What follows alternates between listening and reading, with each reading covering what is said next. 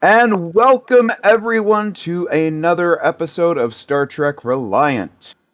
For those who have been joining along and listening to our previous episodes, we just had a bit of an interesting development in the story of the crew. Tonight will be what in Star Trek terms would be a bottle episode in which we deal with the fallout of that. Without further ado, I am the Grumpy Old Nord. I will be running the session tonight, as well as playing the ship's chaplain and counselor, Victor Waitley, as well as the ship's bartender and head of the what we call the Club 42 of the ship, Grimnir. And we are also joined by, in no particular order, JB, aka Pirate Scum Gaming. I was playing the Nausicaan transfer officer Chorog. Good evening, everyone. Glad to be here. We are also joined by our friend Nick, who, Dr. Eli O'Connor, and what's the name of the other character he played? Checkers. Randolph Percival Checkers, There Esquire. it is. We are also joined by our friend Geraldine, who plays the ship's helmsman or helm officer, Kara Junrani. One of your comrades has been phase shifted. Hold back the enemy while they sabotage the Davidian device. Snow. We are also joined by Duncan Idaho, aka Gorgonops, who plays our ship's captain, Marcus Graves.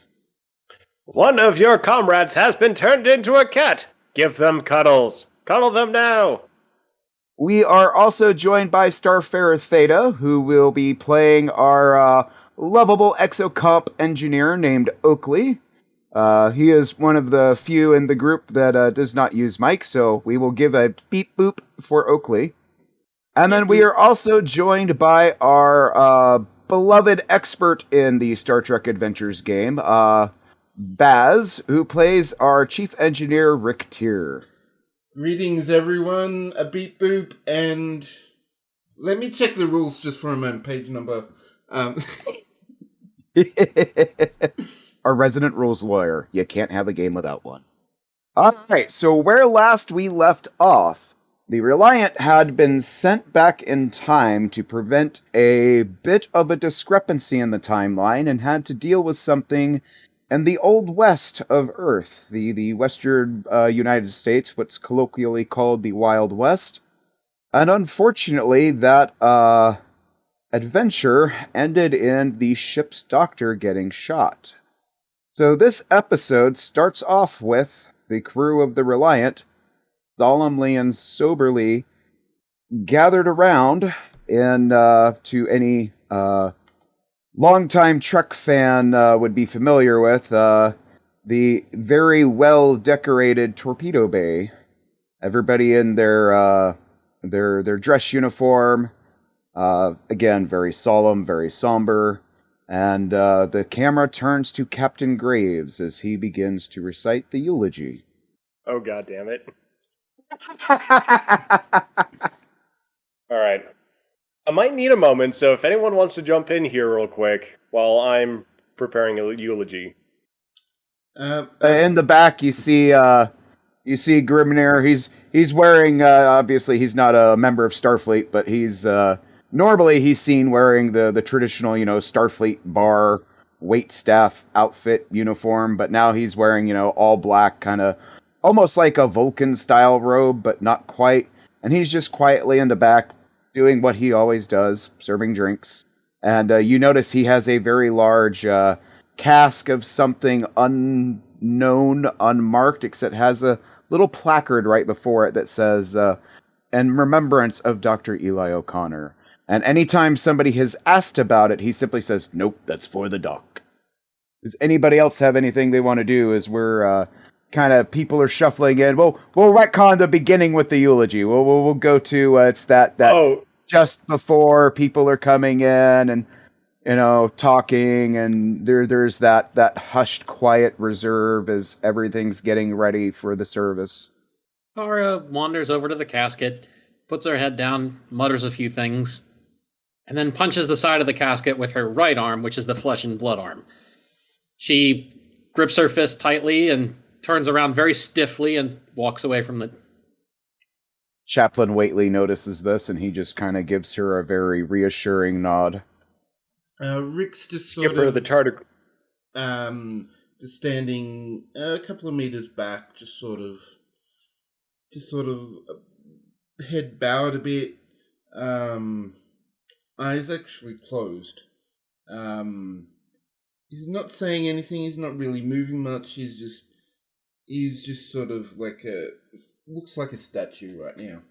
Apparently, in the background, there's a bit of a, not quite a commotion, but there's a bit of a scene that draws some people's eyes, as apparently Oakley the Exocomp and Skipper, one of the baby tardigrades that was rescued from our previous Ricea adventure, are attempting to set up a bagpipe. Bagpipe.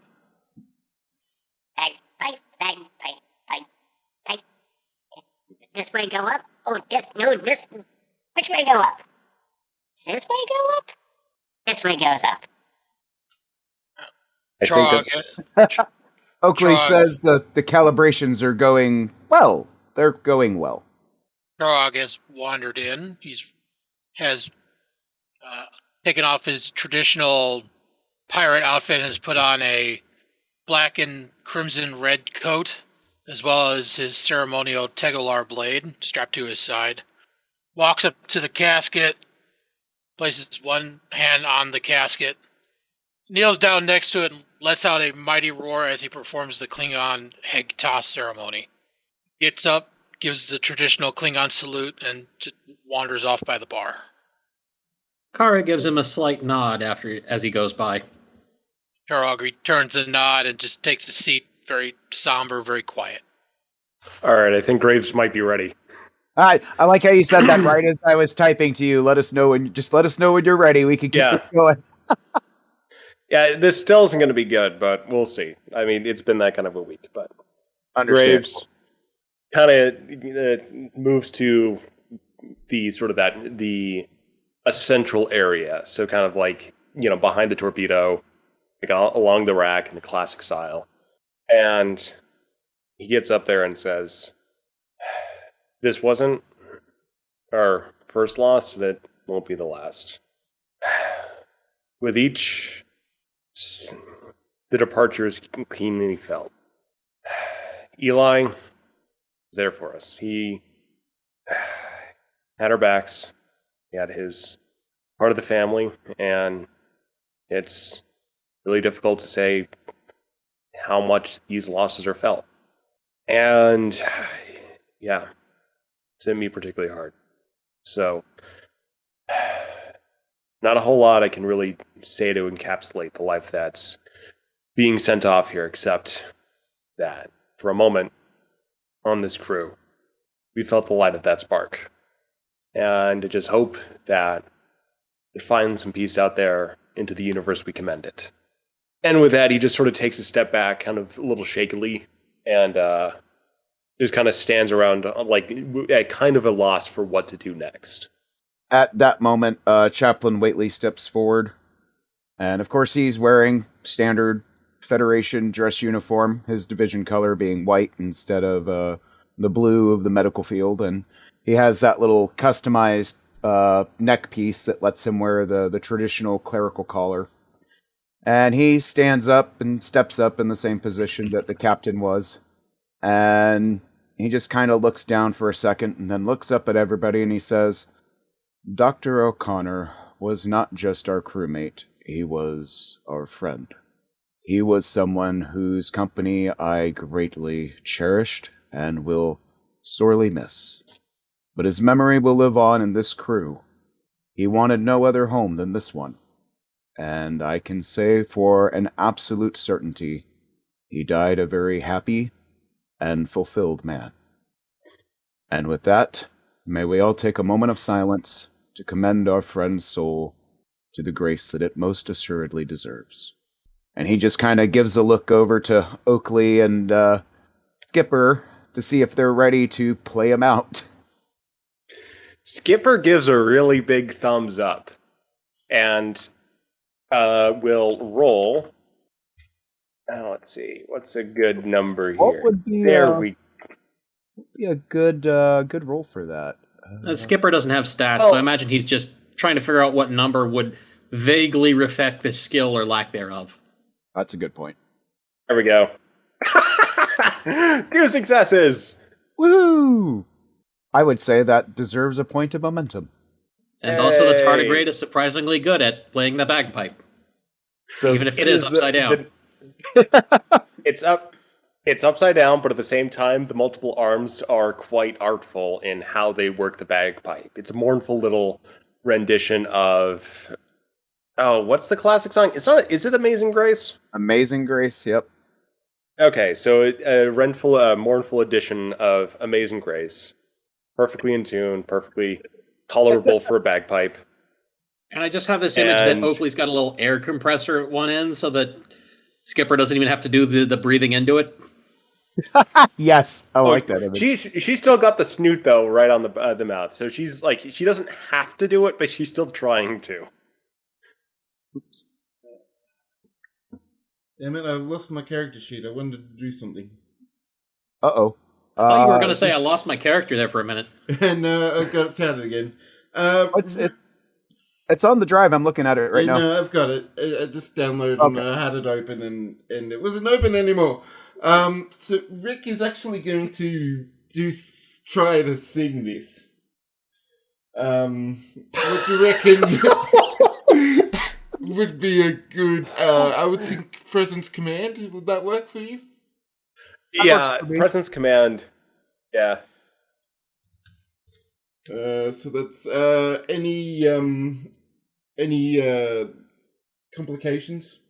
I'm going to say no on that. Okay. One success. Huzzah! It is. Rick is not human, so he sort of stumbled over some of the words. Is not perfect by any means, but there is just the his singing voice is actually adds quite a an underbelly, adds a new dimension to the hauntingness of this funeral dirge, I guess. Dirge isn't the right word, but I mean just the funeral version of Amazing Grace just sort of adds as the words sort of like lilt over the top of the bagpipes. I like it. So as the song crescendos and Rick's singing comes to an end, I imagine Graves and Whately both give a nod to the side crew that's operating everything, and they do the bosun's whistle and all that, and the torpedo launches out the tube, and the camera cuts to this torpedo. Shell. It's not a torpedo. You know what I mean. As it fires off into the darkness of space, and the crew through the viewport sees this last glimmer of it going into sublight speeds into the distance. And the camera pans to follow the torpedo, and it, makes its way through quite a good distance of space, and it breaks into the orbit of, we'll call it a small planetoid. Looks to be maybe Class L, possibly Class M. There's obviously a breathable atmosphere. There's foliage, vegetation. As the torpedo breaks the atmosphere and descends to the ground, you can see and hear signs of animal life and stuff like that. And the torpedo comes to a crashing halt on this planetoid surface. And then inside, we see Eli O'Connor wake up. And the camera cuts back to the ship, and it's sometime after the wake, and we are in Club 42, where Grimnir is copiously pouring many drinks for everybody as people are... I'm sorry, I just read what Eli typed. Don't send me to Dagobah. All right, that's funny. But yeah, so we were in Club 42 on the Reliant. Everybody is there, and Grimnir is pouring many, many drinks as people are coping with the loss of their friend and their doctor. Who wants to start this scene? Kara, walks over to Chorog. You've got that venom, right? Absolutely. Chirag pulls out the flask of venom from his coat, pours some into it, tops off his glass, hands it to Kara. Kara pours herself a glass, caps it back up, passes it back, makes a thankful gesture to him. Thank you very much. I know. I miss him too. Kara just about breaks down. Goddamn idiot. What was he thinking? He was thinking about us. Rick sort of just joins in, standing next to Chorog. He was a very unselfish, caring man, Chirag says between swigs of the drink. Kara nods, takes a drink, and straightens back up.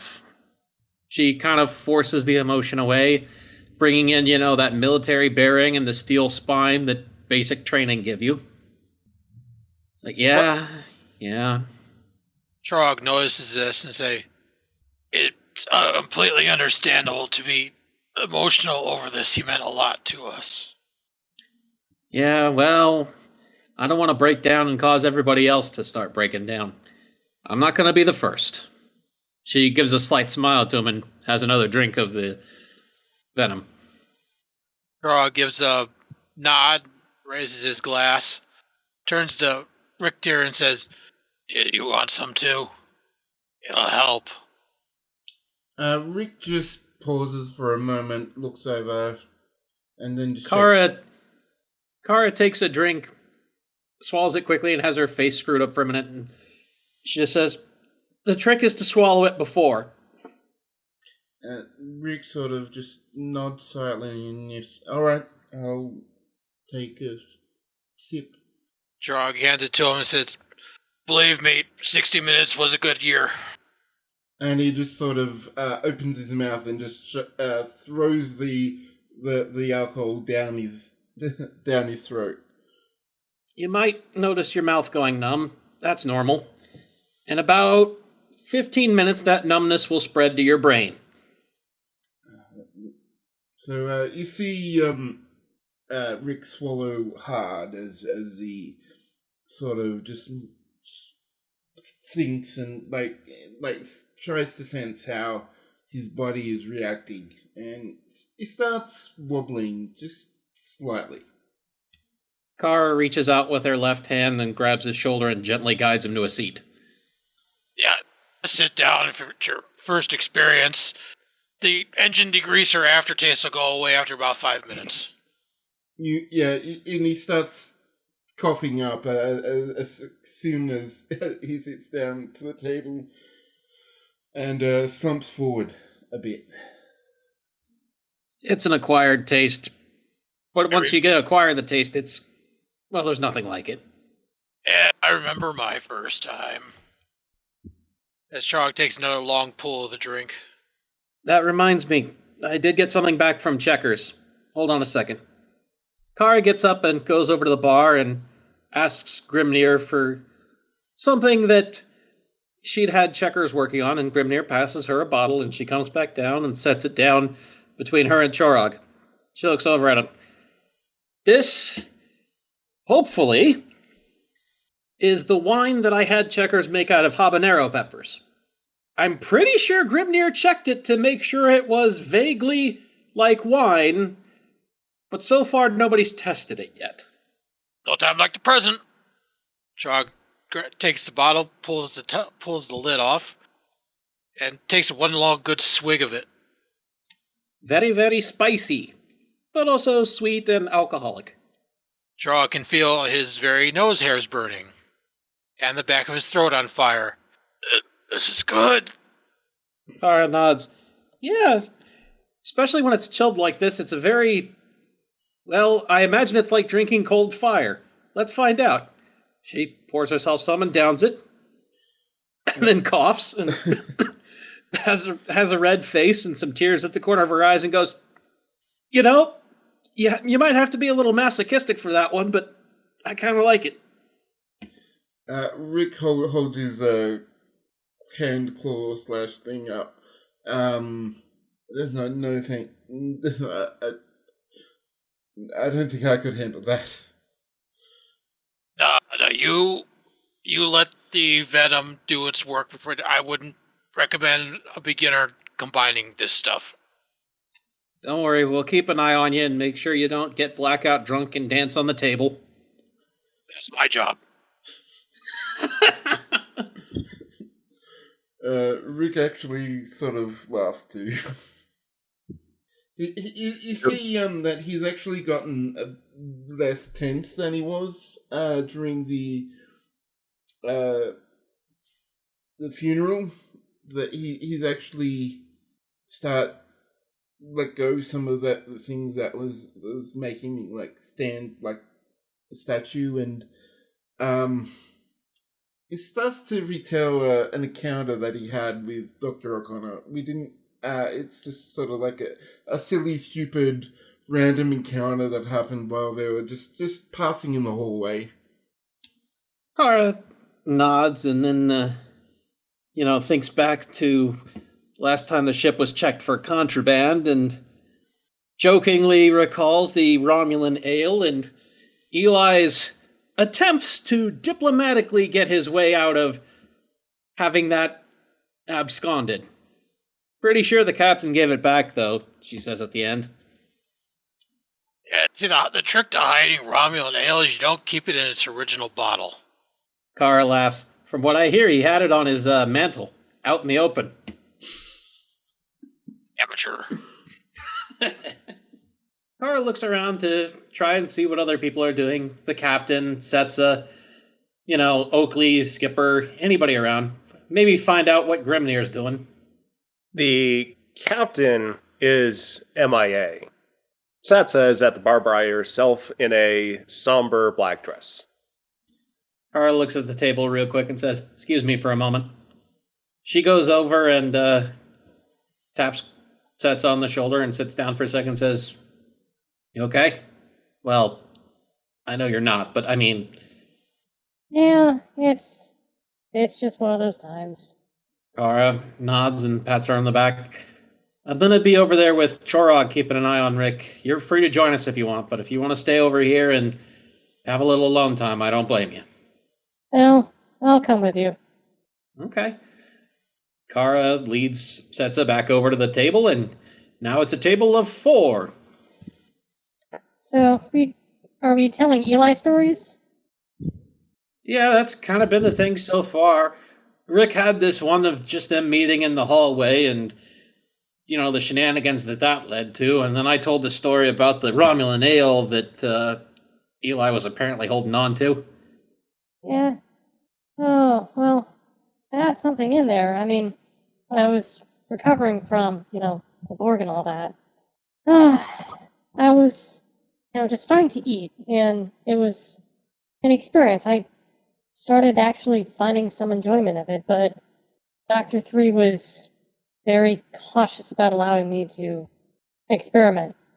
Eli and I, though, well, he started feeding me, or siphoning me cookies, and became a little thing. Like, I'd have a really tough day with rehabilitation, and there'd be some cookies in a special little compartment. 3 would have had to find some of them, but, we got pretty good at smuggling there. Kara just giggles a little bit. She's like, she's a good doctor, but me and her never got along. Me and Eli did better. We rubbed each other the wrong way occasionally, but damn it, he was a friend. Yeah. Yeah, it's one of the people I spent most time with just during that period. Just because, Graves was off. Ged was typically handling the night shift, so it was just me and Eli there for a while. Kind of just, going through some simple lessons, how to smuggle more cookies, and, just sort of orienting me. So, we just that sort of went away after I got more of my memories back, but, yeah, it's hard. It would be him to involve reward motivated therapy. Those cookies were really good. I was going to say it would be Eli to involve contraband in therapy.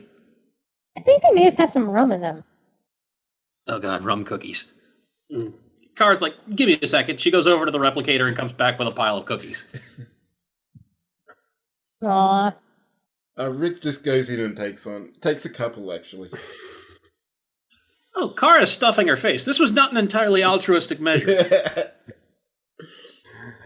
Setsu's also nibbling, but not at the stuffing phase. Carl quickly grabs one of the cookies and tastes it.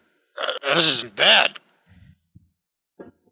Yeah, these are a Terran thing, but they flavor it with a specific type of alcohol, and it leaves the flavor behind real well. Alcohol does usually burn away while cooking. Rick just says that to the ether. Yeah, I mean, they're not alcoholic or anything, but as I understand it, this alcohol is made with not just fermentation of sugar, but also lots of spices and everything. So I guess it's more or less just the spices. Eli, well, Setsu smiles a little bit and says, Eli and I, we just used to call these number 3s. It just a little, code. At that point, Ged comes wandering over the table and says, "Hey, you mind if I join you?" Sit the fuck down. We've He got number grins. 3. More the merrier. He sits down. He wiggles his. I can't remember. Was Ged described as being like unusually small, even for a Tellarite? For some reason, I vaguely remember that. I've just been imagining Danny DeVito. I like that. So he wiggles in, and he pulls out this very large, obviously not human or Tellarite or any kind of Federation design black bottle. Chorog might recognize it as definitely Klingon, and he sets it down and says, counterpart of mine in the Romulan Republic sent me a couple bottles of this. Shh, don't tell anybody. And he says it's a weird combination of blood wine and Romulan ale. Called it the Purple People Dropper. I think Eli would have liked this stuff. Carl grabbed the bottle and said, "Where did you get this? This is hard to come by." Hey, professional never reveals their secrets. I like the way you think. I wonder if this was fermented the proper way. So now there's a bottle of the Purple People Dropper making its way around the table.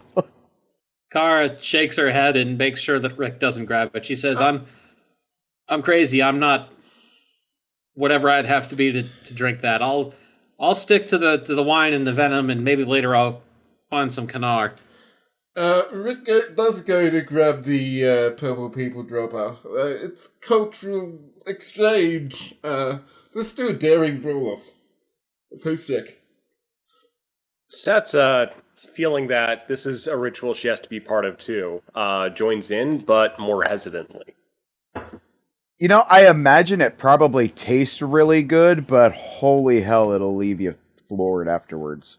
I did daring security. I got 2 successes. Yes, so did I. Let me do There it. you go. Ooh. Daring security, you say? No, Oh, wow. 2 successes. Kara notices both Setsa and Rick reach for the bottle at the same time. She's got a hand on it. Chorog also gets a hand on it, and she looks at him and says, I don't know. You think they need to remember tomorrow? So I love that everybody got 2 successes from that. I just imagine the bottle in the middle of the table and everybody's got a hand on it now. Hold on a second. Let's spread the love. Hey, Grimnir, get us some shot glasses. He nods, gives a holler over. He comes over a few minutes later. He's got a little platter with probably a good half a dozen shot glasses on it. There's also a couple unmarked bottles on it. He says, I think you already got your drinks, but I figured you could do with some more. What's that? Yeah. What's Yes. he pointing at when he says, what's that? And he's just pointing in the general direction of every other bottle on the table. This is Purple People Dropper. This here is Habanero, pepper, wine. Oh, rum Checkers cookie? stuff. I never got to taste that. It's like cold fire. It's weird. Give him a taste. Kara passes the bottle back to Grimnir.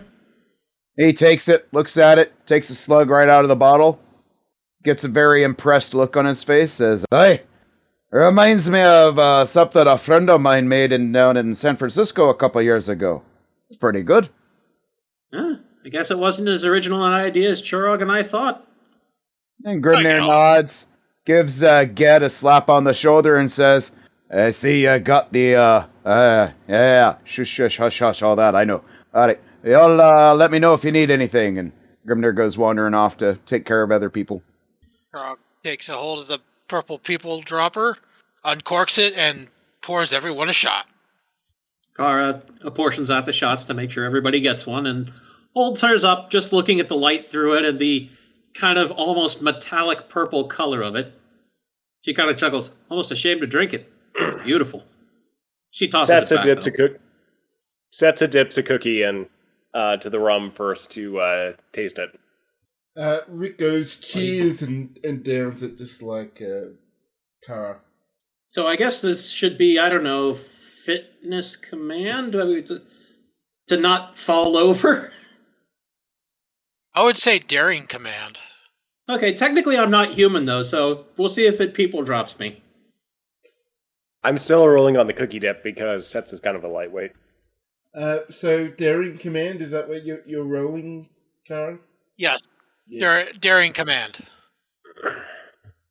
All the same. Okay. Kara wobbles dangerously, but holds onto the table. Chog, Whoa! Chog throws a drink back. Not bad. Rick got Setsa sways gently. Rick got 2 successes, so he's actually handling it much better. I think it was just he hadn't had alcohol before, and it was just his sort of body just getting used to the idea, oh, there's alcohol, what am I going to do with it? Kara, unbidden, resumes pouring everyone a shot, and they can have it when they're ready. Setsa contents herself with the cookies. Kara shrugs and takes her shot, and then sets us. This is a tradition of human wakes, right, to drink a lot. Oh! So between the 2 shots, I got 3 successes, but 1 complication. Nord, you're the DM. What's a complication mean when you've been drinking a purple people dropper? Oh, all right. So you said she took 2 shots? She took 2 shots, and between the 2 of them, she got 3 successes and 1 complication. All right. She takes the first shot like a champ. She's just like, okay, this is good. I can drink this. And then she gets a little cocky, a little overconfident. She goes to take that second shot. Not entirely certain what causes it, but she gets a little tickle in the back of her throat right as she takes the drink. And the next thing you know, the entire contents of her stomach are spewed out all over on the table. Damn, I was hoping for something funnier. Immediately, I was thinking of Ted Stryker's drinking problem. I do not understand that reference. Have you not seen the Airplane? movie Airplane? It's been a very long time. It's the one Well- where he goes to take a drink, he like throws it into his eye or something. Yeah, he tosses it back and Oh. always misses his mouth, so it's Oh, ends up God, all over that's his right. face. Yeah, I forgot about I that. thought that was the one where it starts with drinking, then it goes to something a bit harder and harder and harder, end up, No, that's the Lloyd Bridges. Looks like I picked a wrong day to stop smoking, Oh, sniffing glue, doing cocaine. Okay, yeah. Yeah, that's that one. Actually, with the DM's permission, I think I'm going to go with that one instead, since it doesn't leave the table a mess for everyone else. Yeah, we could record that. That was just the first thing that came to my mind. Okay, so Kara tosses the drink back and misses. She has a face full of purple people dropper. I think I've developed a drinking problem. Rick down. Setsa leans forward and gently starts patting Kara's face with a napkin. Rick downs his and then just falls headfirst onto the table. He's out. Ed Kara. just looks at Kara and says, "That's a terrible waste of alcohol." Kara's like, I think when you can't drink anymore, in a literal sense, you've definitely had enough. I'm gonna stop. All right, and at that point, the scene shifts, and the camera pans to Eli as he is awoken inside his torpedo coffin. And as he starts to move around and he's trying to figure out what's going on, he hears a pneumatic hiss as the latch pops open from an internal sensor, and the coffin is open. It's we'll say it's probably early morning, maybe half an hour after dawn, and he can see that he's dressed in his Starfleet dress uniform, the doctor's variant, and all that. And what's he do when Eli wakes up? He looks around, looks back at the torpedo tube, looks at himself. Did I get drunk and shoot myself out of the torpedo? What's happened here? Did I sign up for orbital drop trooper training or something? What's gone on? Give me a what do we want to call that? Where's your character sheet? Where is Dr. O'Connor? I got it right here. Give me a reason and command roll. Oh, that's easy. And for this, I'm going to say it has a complication range of 18. 2 successes. All right, that's another point of momentum. You vaguely remember your last memory getting shot in the Wild West. Oh, that would explain the Black Mountain. Yeah, I thought that was just a fucked up dream. I understood that reference. You were supposed to. He looks down at his chest, mutters to himself, "Got through the heart, and I'm the only one to blame." It is a little tender and a little sore in that particular spot. And if you, if you undo your jacket and look under your shirt, there's definitely a scar, but it is very faded. Wow. Oh, okay, that happened. How am I? What's? Is this my funeral? Where is every? Okay, Sky. I shot out of a torpedo tube. I'm somehow alive. I wasn't embalmed at the very least, so my blood is not replaced, and I'm not screaming in pain. These are good things. I hope this planet's habitated. It's not gonna be habitated. Shit. Why would they launch me at a habitated planet? Could be seen as an act of war. Do you see a what? What? It What do you- could be seen as an act of war, he said. And my immediate thought was, they've launched an officer at us.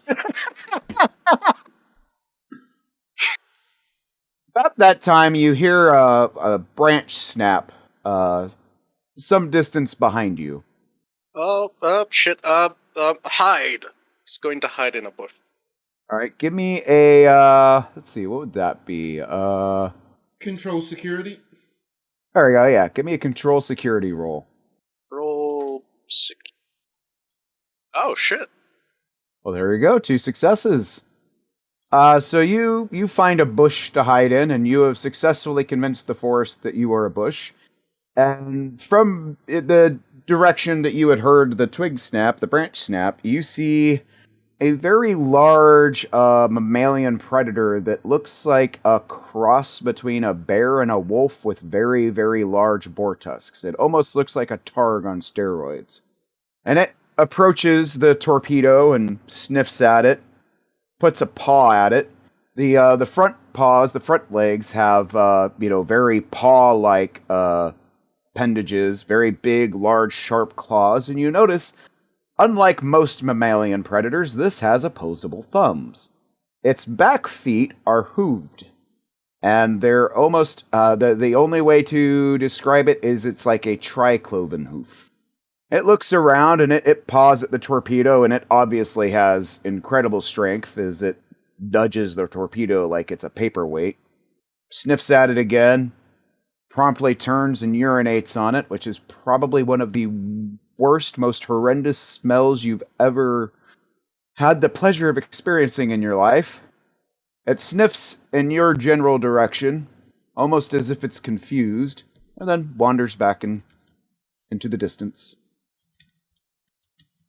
Well, that thing is big. That's scary. For size, I would say it's probably about from foot to shoulder. It's probably about 2.5 meters in height. I stand by what I said. Um, Eli breathes a sigh of relief as it leaves. Okay, I need a plan. I need to get in contact with the ship, and I need to not die a second death.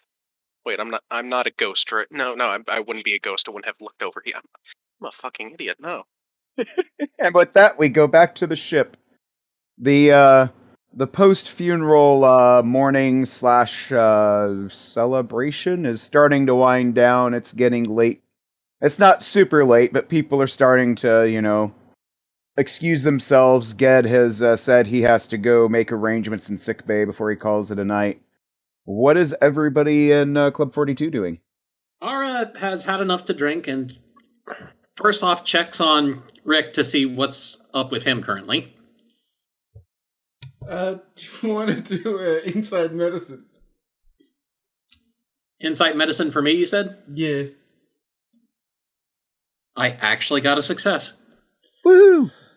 He's just had a lot to drink. He will be fine with a bit of time, but you just gotta somehow maneuver a pretty large guy around until he actually is able to walk around and stuff on his own.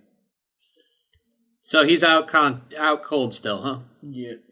He's gonna come around in about, say, half an hour, 15 minutes or so. Kara nods. She looks at the table. You think I should beam him back to his quarters? Probably a good idea. I don't think he could walk. Gotcha. I'm probably going to call it a night myself, so. About that time, we'll say Chorog's communicator beeps. Frog looks around, pats his coat, and pulls out his communicator. This is Chorog. Who is this? See, somebody give me an engineering name. Random, doesn't matter. Stanley. Sir, this is Ensign Stanley in engineering. We've been receiving some interesting telemetry. I've been trying to get a hold of Rick Tier, the captain, but neither of them seem to be responding. You're the only one I could think of. Is there any way you could come down and have a look at this, or let me know where Rick Tier or the captain are? Rick Tier's in no shape to do anything. Captain is preoccupied. I wouldn't bother him right now. I can come down and see what's going on. Thank you very much. This is weird. Kara shifts nervously. She looks at Chorog and says, I'm not an engineer, but if this has to do with telemetry, I might be of some help. Do you want me to go, too? Yeah. Let's first make sure we get Rick Tier to his quarters. I don't want to, waking up high off of the stuff we gave him to drink and start running around here naked or something. That would be funny, though. Kara goes over to Rick Tier and taps his comm badge and then says, Kara Jinrani to transporter officer, would you please beam Rick Tier, the owner of this comm badge, back to his quarters? You receive a confirmation, and a second later, typical whoosh as Rick Tier is site-to-site transported. Kara nods. She probably couldn't have lifted him, so this is best. I'm afraid to try to move him because he might, I don't want to ruin this coat. All right, so they make their way down to engineering, and it's a little substation that it's basically an ancillary monitoring for all the various probes and sensors and all the different stuff that collects data that the ship constantly is putting out. And you see this bespectacled, young guy, looks like he's maybe 19. He's probably one of the newest members of the crew from the last time the Reliant was at a space dock. And he's just poring over this LCAR screen going, this makes no sense. What is this? And yes, as soon as he sees them approach, he immediately snaps to attention, salutes. So, I sir, hope you did get the joke, though. So Kara just goes over and starts looking at the LCARs. She's going to let Chorog lead since this is actually his section. At ease, crewmen, don't strain anything. Yes, sir. He does that. He's not sure what to do with his arm, so he does that like weird, like it almost looks like he's doing a karate chop as he's trying to figure out if his hand should still be at his head or if it should be by his side. He's just like, anyway, and he points at the LCAR screen. He says, so we received this about 10 minutes ago. This is the telemetry data from Dr. O'Connor's funeral pod. It's been opened, but then everything cuts out after that. Wait, it's open. And this particular thing here is where the data stops being consistent as far as being sent. But if this says what I think it says, it looks like it was open from the inside. And he's just looking absolutely incredulously. Kara just looks over. Bullshit, but I'll be damned if I'm going to let anything eat one of my friends. Here, can I throw something in here? Go ahead.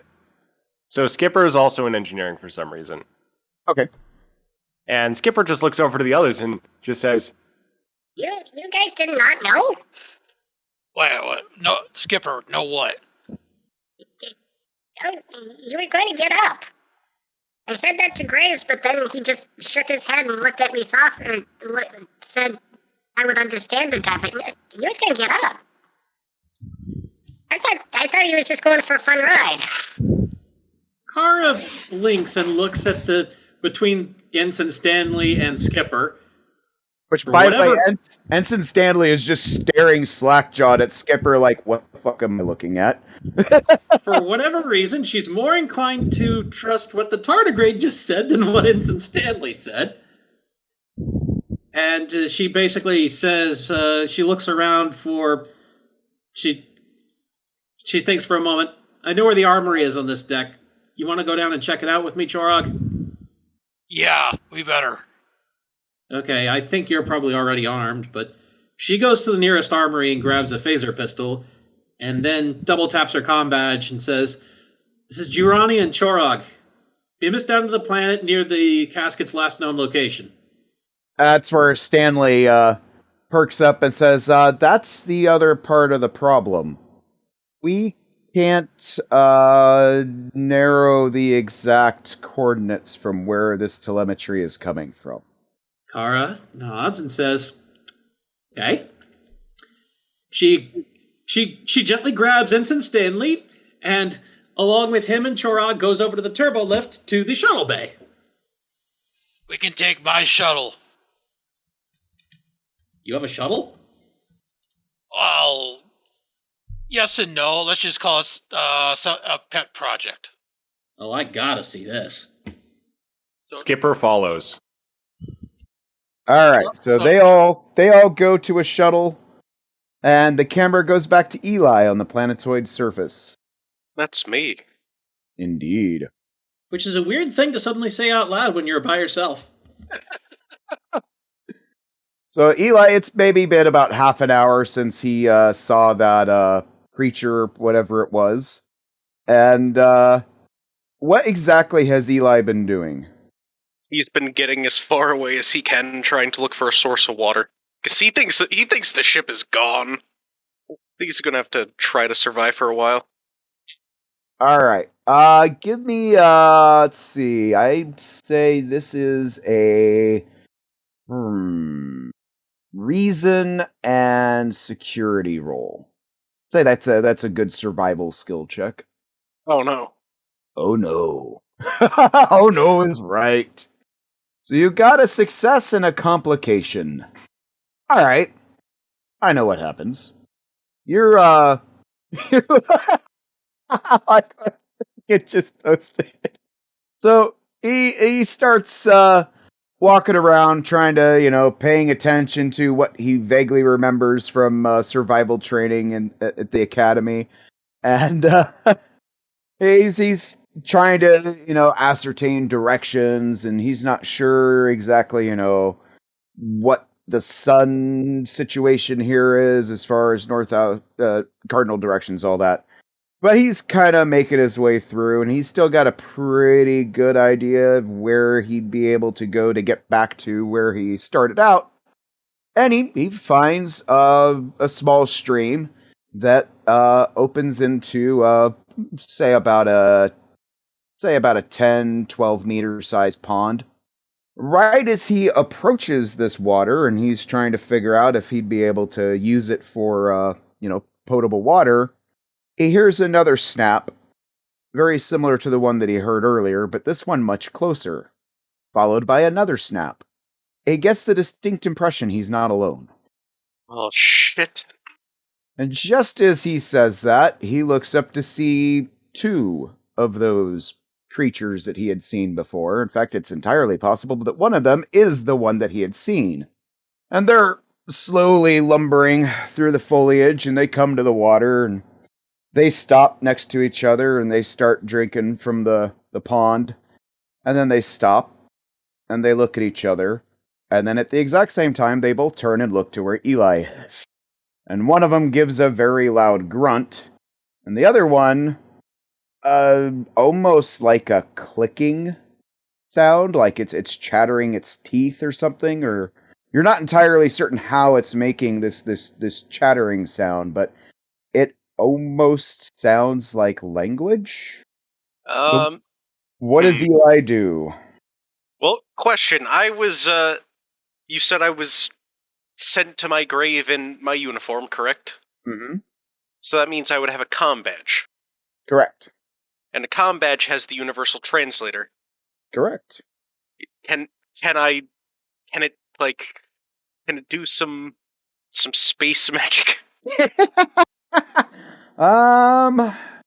Let's see. How would you do a roll like that, Rick? Because it's technically not his skill. Would that technically be the ship rolling? Well, it would always be him. The idea would be his reason or his control getting to the device to do something it's designed to do. So, it's up to you whether it's reason or control, whether you want it to be like, whether he like puzzles it out or whether he manages to find the right setting to. We'll go with reason and science. Give me a reason and science roll. That's good. That's Like what? We're sorry, your universal translator has been disconnected. Please contact Starfleet Command if you think this is an error. And you can't connect to Starfleet Command if you don't have a universal translator. 2 successes. All right. It takes a bit of doing, and the one that was grunting is getting very close to you and looks very aggressive and hostile. well. Okay, I have a plan for this. This plan All right. involves my legs. Say again? This plan involves my legs. I'm going to I see. This run is plan away. RLH. Run like hell. As you run away, the the communicator finally chirps into life, and the clicking that you were hearing suddenly gets translated into, "Wow, that's an ugly little fucker, isn't it? You think it's edible?" I was right to run. I'm yelling because I'm pretty sure the universal translator works both ways, so I'm just going to yell back, "I'm not edible, you dick!" And we cut back to the shuttle. And this is Turok's shuttle, so what exactly are we finding? Frog touches a panel on the wall. A side hangar opens, revealing a very heavily modified shuttle. So, like Toron or... Yeah, a very heavily modified Toron-class shuttle. Karanad's Klingon. This will be interesting. She heads over to the hatch, still dragging the somewhat insensate Ensign Stanley behind her. I wouldn't touch that if I were you. The hatch? Skip. Yeah, don't. Let me disarm the security system. Skipper touches the hatch. And instantly receives a rather nasty shock. She goes flying across the hangar bay with the wee. She gets up giggling. That tickles. That's what I was imagining to happen too. This is fun. Do you shoot your friends out of torpedoes all the time and go play fetch? We're playing fetch, right? I like fetch. He's not wrong. Stanley is now standing there, one hand firmly clasped behind his back and the other hand pressed to his palm like, oh my god, what did I do to deserve this? Krog walks up to the shuttle, types in the security code on the access panel, and the... Before he does that, just before his hand is able to type on the security panel, Skipper runs up and just body plants against the door again and goes flying across the hangar bay again with another. Whee! I like him. Krog then deactivates the security system, and the shuttle ramp opens. Kara drags Stanley up the ramp and says, "Yeah, you don't see stuff like this on the lower decks, do you?" No, sir, we don't. And he says that very much with the tone of voice as somebody who says, and I'd like to keep it that way. Oh, are you? I wouldn't try going through any of these weapon storage things. Most of this shit in here will kill you. Uh-huh. Duly noted. Thank you for the morning, sir. Kara gently Skipper points Stanley over to the sensor area and sits down in the pilot seat herself. Skipper just begins to move a slowly towards the weapons, but then just sort of at the last minute, just withdraws and just takes a small seat in the corner. But still very happy. All right, Chorog has taken the seat next to Kara. Is a Crewman Stanley. In that sensor console, type in the coordinates of that torpedo tube. Or close as you can get. He just nods and says, yes. He pulls out a tricorder. He pulls up the information. He says, well, this is interesting. He starts punching in coordinates. I think that's the right button. This is saying that there was briefly a connection from Dr. O'Connor's communicator to the library system. Oh, we better hurry. Kara says, put those coordinates in from where the transmission came from then. So Stanley punches in coordinates, and it's about maybe 3 light years away from where the ship is. So, she gets ready to put her hands on the controls, but looks over at Chorog. Anything else I should know? Oh, push that bright green button. You won't like what happens. Duly noted. She, lifts the shuttle off, flies out of the bay, and makes a short warp jump over to the planet. Chorog said, Crewman Stanley, what is the condition of that pod right now? He checks his tricorder. He says, apparently it's wet. Is it raining there? What are we expecting here? What do you mean wet? I'm not entirely certain, sir. We may have to wait until we get closer. Yeah, we'll find out. Kara, take us in. Okay, let's go from where the comm badge was first. She dips the shuttle down into the atmosphere and starts flying towards the stream area. All right, so as you approach, what you detect is basically a small belt of asteroids and planetoids. A number of them have what could be livable atmospheres. Yes, Baz, you absolutely yes. Crewman Stanley's comm badge beeps.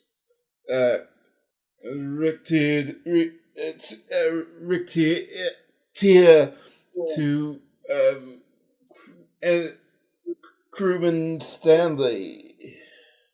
You called? Stanley here, sir. Yes. Are you okay? We got some interesting data that implies that Dr. O'Connor might still be alive. We're going to investigate with Chorog and Lieutenant Junrani. I got none of that. Could you short, simple? I'm quite hungover. He looks. Stanley looks to Chorog and he's just like, we're going to do sciencey stuff that could have good stuff. Actually, he has this look on his face like, did I do that right? Skipper looks over and says, "Too long." She jumps up and hits the communication badge. Adventure! Adventure! Right, adventure. Why? What's happening? Trog pushes the communications button on his piloting console and says, "Commander Rick here. This is Chorog. Crewman Stanley reported to us pardon, that he was reading some anomalous readings from O'Connor's torpedo tube.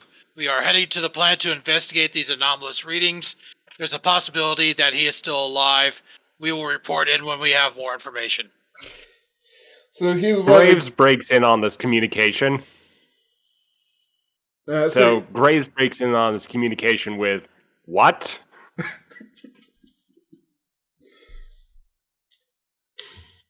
I like what Theta says. Okay, Oakley does surprise beep. Okay, long story short, O'Connor might not be dead. We're gonna go drag him back. We'll report in when we're back. Oh, who's with you right now? Kara, Ensign Stanley, and Skipper. Don't you think you should bring a medical person along? We know battlefield medicine. We're fine. I could patch him up if he's alive, and if he's dead, well, yeah. How? Setsa mentioned something about purple people droppers. I'm fine to fly. This is not a hallucination. This is real. Are you in transporter range still? He is just. They're just outside of transporter range. We are entering the planet. We are entering the planetary atmosphere. We're a little past transporter range at this point. 3 light years is a little too long, Captain. Don't worry, we'll get back to you in a minute. Oh, we got some interference. Oh, big iron storm. She shuts off communications. And actually, what's funny is that's not a joke. That's literally what happens as it starts to enter the atmosphere. Which perfectly explains why the telemetry has been so spotty. Kara looks around at the iron storm. Well, that's damn convenient.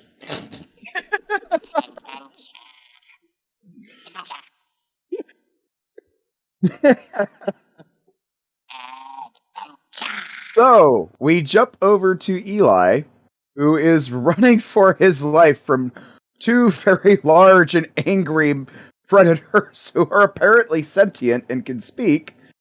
And he is hearing them through his communicator. "Hey, stop running! We just want to eat you a little bit!" You can't eat me. No. Further proof I'm that horrible raw. the idea of intelligent life is in the eye of the beholder. Hold on a second. As I'm running, I'm trying to look down at my feet to see if they buried me with my special shoes. Ooh. What would be a good luck roll, Baz? That's a toughie. Yeah, if you figure it out, let me know.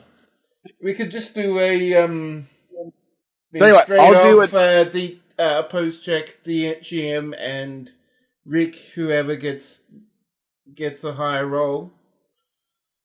There you go. So, all right, we both do a 1d20 roll, Eli. Oh God, I'm scared. If you roll higher than me, you got him. If you don't, you don't. Wait, no. Star Trek rules. Lower score is better. Okay, we'll go with lower. I don't let. Oh. Right, are we going lower or higher? Go with low, because that's how Star lower. Trek Adventures Okay, yeah. works. Skip, Yeah. Alright. you first. All right, we'll go lower. You first. All right, so you just got to beat an 11. Yes. Ah, someone didn't try to steal your shoes after you died. Congratulations. Thank God. I'm going to try to activate the front blade as I walk or run, Mm-hmm. and then come to a halt. If you don't stop it, I will hurt you. I don't want to do this. I will hurt you. This goes against my principles. But I am going through a stressful transitional period. So you stop and turn, and you realize they have not really been running. They give me a insight security check. Insight. Oh, that's not going to be good. Oh, never mind. It's going to be really good. You now have 3 points of momentum. Okay. You are absolutely positively convinced that not only are they trying not to laugh, but they have been fucking with you this entire time. Okay, well. And they're slowly doing that whole, the thing from the movies where the wolf pack starts surrounding them and the wolves are slinking around. They're doing that kind of thing. Oh wait, when you said they're fucking with me, like they still want to eat me, but they're just like toying with me. Yeah, they yeah. Well, no, you got 3 successes, so I will say no. You are fairly certain you're actually safe, that they are not actually trying to eat you. Right. Well, at least I'm not going to have to cover myself in mud and hide and make a whole bunch of traps. So one of them sniffs at you as he's probably about 2 meters away from you now. He sniffs at you and says, I don't know. This one seems like he'd be kind of stringy. Wait, you are a he, right? Yes, I am. Okay, I like when I get these things right. I don't know. What do you think? Unintelligible word that was probably the other thing's name. I don't know. I bet he'd go good with your mom's sauce, though. You may have a point. The first one, he rears up on his hind hooves, and the forward arms. These things are actually capable of standing upright. It's just the way their body is shaped. Think like a bear. You know how a bear can stand upright? It's kind of like that. The arms stretch forward, and he gives a very loud kind of thing. And Eli notices the other one is trying his damnedest not to break out laughing. Eli just sighs. Oh, I think he's on to us. Yeah. Listen, I have gone through. I died. The first one drops back down to all fours and says, "You don't look dead to me." That's the problem. I was shot in the chest. Oh, you don't know what shooting is. I had something go through my heart. That's the thing that pumps blood. They're just looking at each other, very confused. The first one goes, "Okay, keep going." I was apparently given a funeral, but I had some strange dreams. There was a black mountain. I had to fight 4 apparitions of my father. They were faceless, though. That was the odd part. And then I woke up. They're just looking at each other, then looking at you. They look back at each other. What was in your mom's sauce? It's been a long time since she made anything with those berries. She didn't try to put those in there again, did she? The other one just says, "Oh, shut up about that. That was one mistake." And with that, we go back to the shuttle. I'm going to go ahead and make a piloting skill roll for Kara to see how well she's doing because, this is theoretically I'm good at this. Theoretically. Don't wreck my shuttle. Wreck the shuttle. Surprisingly, I only do adequately. Actually, wait, that's a control roll, so technically I get 2 successes because I'm augmented. Okie dokie.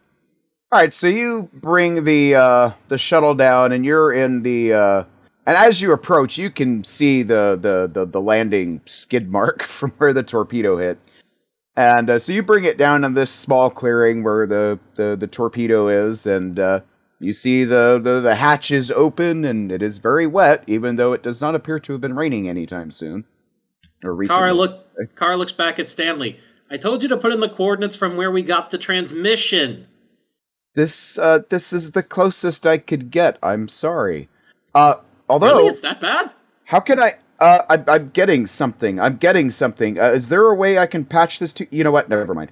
And he starts punching it into his tricorder, and it's coming through a speaker on. Well, let's just say he patches it through everybody's communicators, and now the away team can hear the translator conversation between Eli and the two creatures. It'd be funnier if they only had that half and not Eli's. Kara stops for a second, realizes there's other voices there, and suddenly shouts, "This is your goddess!" Strong chimes in. This is the voice of doom. Your days are numbered. Can Skipper identify where Eli is through the mycelial network? And we have a prime directive violation. Eli. Oh, I am so waiting for that. I was just gonna say, I'm curious who would be more shocked by this development, the creatures or Eli? I mean, it's all gone to hell anyway. Eli's just muttering about the prime directive. So, Can Eli detect that, or not Eli? Can Skipper detect Eli? Yeah. I don't see why not. Okay. So let's see. So Skipper, without saying a word to anyone, is just going to spore jump to where Eli is, and Okay. might try something else when she arrives. But I think she needs to roll first for a proper point to point because she's not as skilled as John. Okay. Meanwhile, after the flash fills the cabin, Kara blinks a few times and just says, "I hate it when they do that." Well, there goes our bloodhound. Trying to figure out what would be. There you go. 2 successes. Skipper. Okay, so Eli is standing basically right before the two creatures, correct? Well, kind of. Uh, Yeah. Like they make like a little triangle basically. Like there's him, and then they're kind of to the side of him, but in front of him, and they're currently just staring at each other like, what? Skipper arises from the grass in the center of that triangle and says, Ah! I am your god. three prime directive violations. These Yeah, creatures blame it on are the just, berries. these I won't- creatures are just I looking won't at tell each if you other. don't. They look at Eli and Skipper and say, "You know what? No, I need the berries for this shit." And they start wandering off. Kara has Skipper. turned the shuttle towards the source of the communications at this point. Yep, they've Um, got the signal triangulated now. They know exactly where he is. He's probably about a mile and a half away. Skipper waves to Eli, but before he can say anything, she just spore jumps back to the shuttle. Kara looks around for a second. Oh yeah, this thing still has a cloaking device, right? Yes, it does. We might want that if there is intelligent life on this planet. It Here's has, the an, button for it. it has an adaptive Are these- cloaking device. Are they still broadcasting? I would assume so.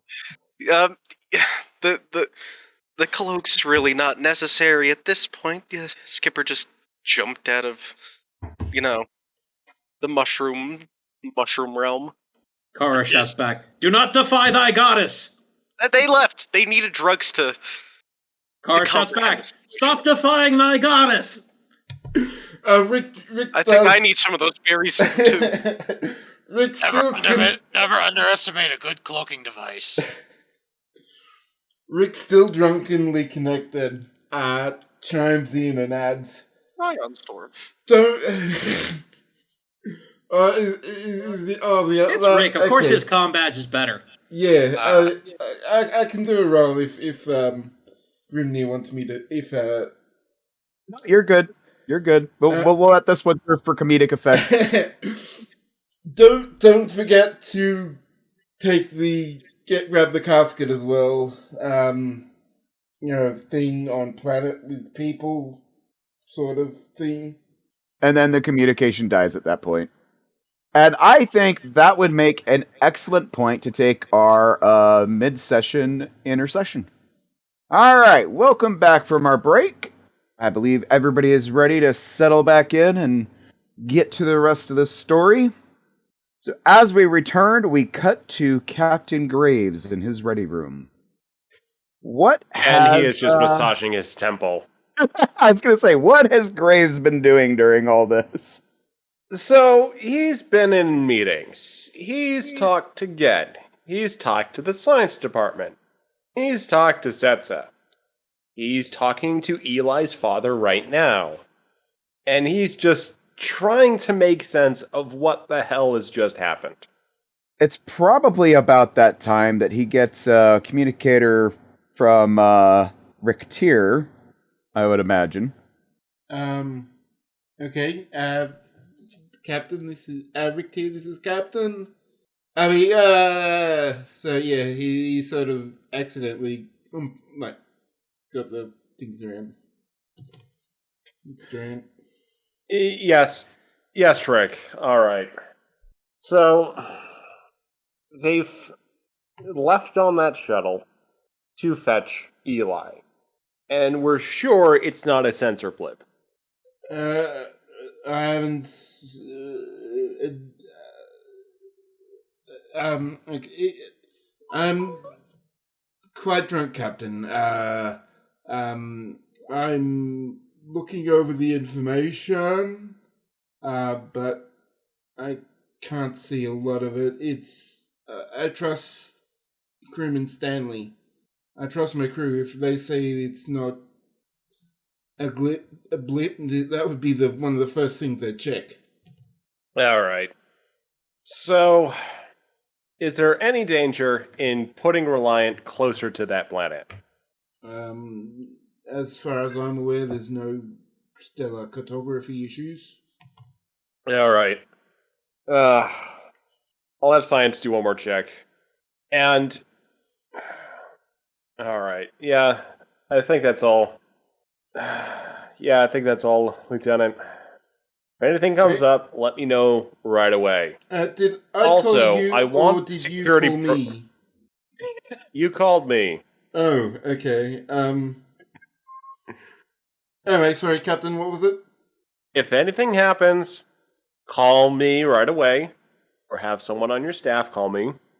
And yeah, let's try to figure this out, and then take 5 so everyone can kind of recover.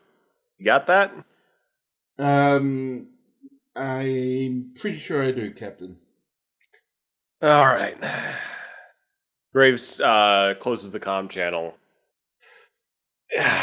Just sort of gets up and just a really, not that he's like completely like not giving a shit, but essentially he's just sort of like, okay, got to do the job. Pretenses are done, and things are kind of insane right now.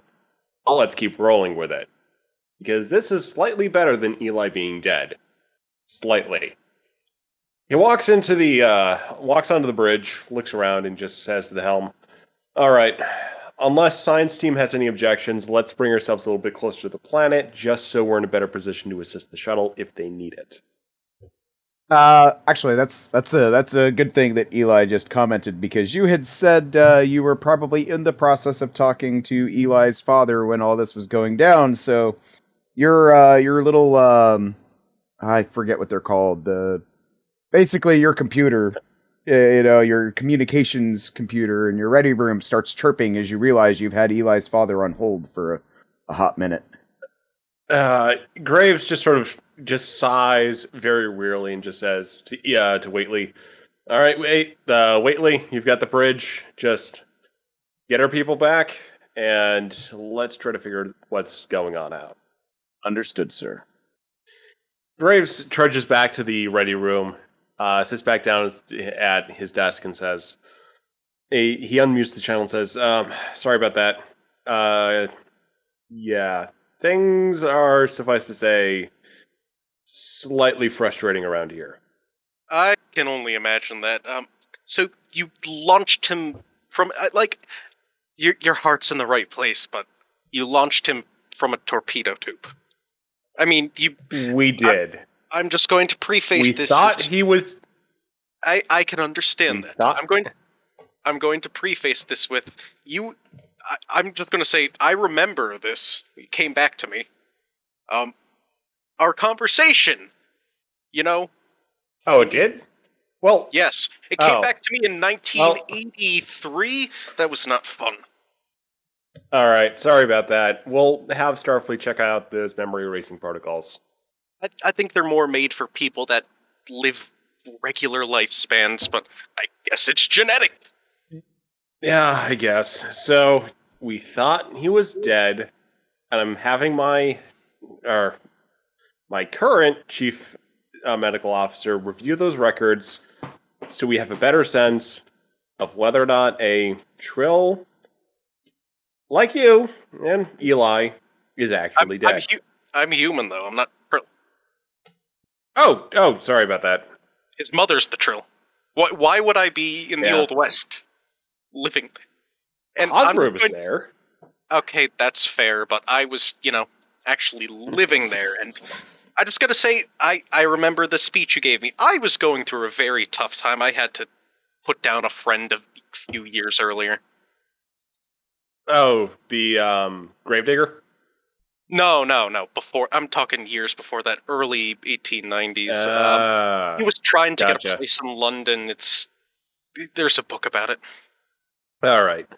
So, fortunately, it seems I've got an away team who's taken upon themselves to go retrieve Eli. Well, that's a relief. So I have. It's just an awkward silence in that moment. Graves just leans back in his chair and says, I have confidence that they'll be able to do the job as required. And we're also going to be having words about how this away mission has taken shape. Fair enough. I'm just going to say, if I had known that this was a possibility when I had children, no, I don't regret it. Well, yeah, it's just telling people at a certain point is useful. At the very least, a commanding officer, so they know what to do. I mean, I didn't know that it was going to... This is literally the first time I'm experiencing this. Well, okay, my first time experiencing it, his sister had an incident, but that's neither here nor there. I didn't... First incident with him. Okay, so just letting you know, with him or any future children, might want to let the commanding officer know so they don't fire your progeny out of a torpedo tube. I see that now. And there's just another awkward silence. And Graves says, all right, I think I should go to supervising my crew at this point. So if there's nothing else, I'm going to do that. I'll have Eli call you when we get him back on board. And, yeah, so sorry about all this. We'll try our best next time not to fire Eli out of a torpedo tube. I mean, I don't think you need to now, since you know. Well, I know now, but also try really hard for other incidents as well, just because that would be not the best look. Yeah, I'll send you a gift basket or something for being a...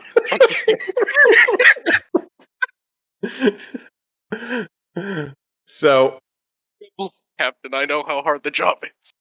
Yep, so Graves at that point just nods, turns off the comm channel, and just face desks.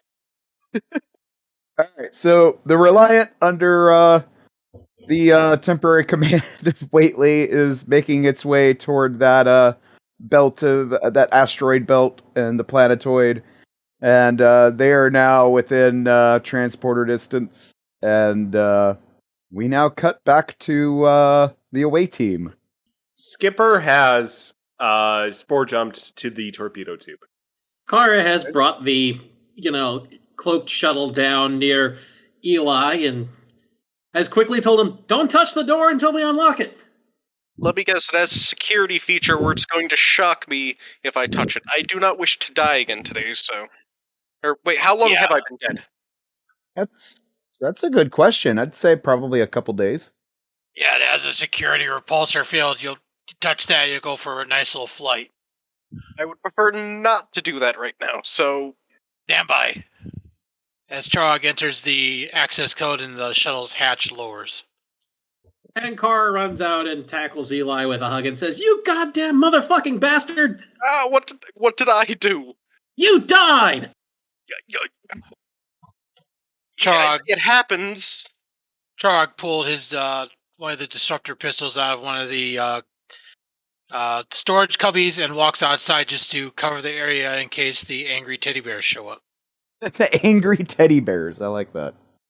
I mean, I did that thinking I was doing the right thing. I was trying to save Captain Graves. Well, congratulations, you did that. She drags him back to the shuttle. Would you rather him be the one in a real tube? I don't think he's... What the hell happened? Kara looks back at him and says, "Isn't nobody in a tube a choice?" Not in that situation. Look, get in the Skipper. shuttle and sit down. We're leaving. Skipper comes through on the comm badge. I'm in the tube. I don't like the tube. Tube smells funny. Oh no, Skipper, no, they peed in that. Oh, I'm all pee-peed. You're not coming my shuttle like that. Skipper has already spore jumped back into the shuttle. Oh God, the smell! Yeah. Smells like mom's cooking. Oh God. Kara reaches over and puts a hand on Charog's shoulder in a comradely fashion and says, "Okay, you're my friend, but I'm never coming to dinner at your house." Neither am I. Okay, that's fair. Even worse up close. I was further away. Do we have some kind of decontamination thing on this shuttle? Yeah, Skipper, go back by that console, back over there. I'm going to run the decon on you. Skipper, wait, we gotta roll for this. Oh God, it's like my nose hairs are melting. I prefer Skipper finds the appropriate console with 2 successes.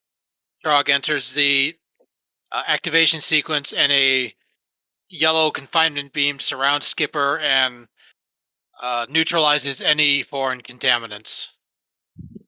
Just because it'll be funny, something with the decontamination, it doesn't quite work with this substance very well. Skipper is technically clean. The contaminant has been removed, but something about the process has made the smell about 10 times worse. Oh God, it's like a calar. It just gets worse when you try to wash it off. I was going to say, I thought it smelled like pineapples now. This smells nothing like pineapples. Are you insane? Are Gnostic and pineapples different? Okay, everybody sit the hell down. I'm getting us out of here so that we can hose this down. We're gonna go. I'm not bringing that pod with us. This thing's got disruptors, right? It's fully armed with disruptors and micro torpedo launchers. So, Excellent. Let's go make a crater. right as you go to close the hatch and get ready to leave, you happen to take one last glance out there, and you notice there's probably about dozen and a half of those creatures, now all standing their full height on their back legs, just watching in confusion. Skipper, wait. Skipper runs out of the shuttle. Right as the hatch is closing, it's like, hey, wait! Where are you going? Kara says, "Fuck this," and turns on the cloaking device. Skipper runs across the field smelling like they're god now, because they've got their pheromones in their urine. And she has been amplified many times over. So the sight of the small blue tardigrade carving their way through the vegetation with the smell wafting on the wind might bring some of these creatures to their knees. They watch this, and they very obviously smell it. A few of them kind of look at each other, look back at Skipper. One of them steps forward, and they have they're much larger than all the others. All the others are about, standing at their full height. They're about 3.5 meters tall, maybe a little taller. But this one is almost 4 meters tall. Just absolutely massive. And he looks down at Skipper, and you definitely can tell it's a he. and he's got like these gray striations in his fur and his tusks. There's two of them on each side instead of just one. One eye is scarred over. It very much, this is an older elder. You almost get the impression this one might be like their leader. And he looks down. He grunts. Wait, does Skipper have a communicator? Yes. Okay. He looks to the others. He bellows out this great roar and says, "This one belongs to me." And reaches down and goes to grab Skipper. Skipper grabs the creature's arm and spore jumps him. To where? Is there a mountain in view? Yeah, there's a few. To the top of one of them. Okay. Obviously, this being a small planetoid, the mountainous activity is not as pronounced as it would be on a larger planet. But maybe think what would this planetoid's Everest be similar to in comparison? Probably Franconian, like the Green Mountains of the Northeast. Okay, yeah, there we go. That could work. So it's you're up there's a ways, and this one has a really interesting cliff facing. So when you spore jump to this spot, the creature is still looking down at Skipper. It looks around. It looks back down at Skipper. It looks around. What are you people? He said, "I am your god." What is God? God is someone who tells you to don't be mean.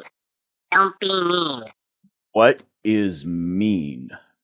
You make something go crunch or hurt, or you just take something from someone that doesn't belong to you, or you eat someone who says they don't want to be eaten. That's a big no-no.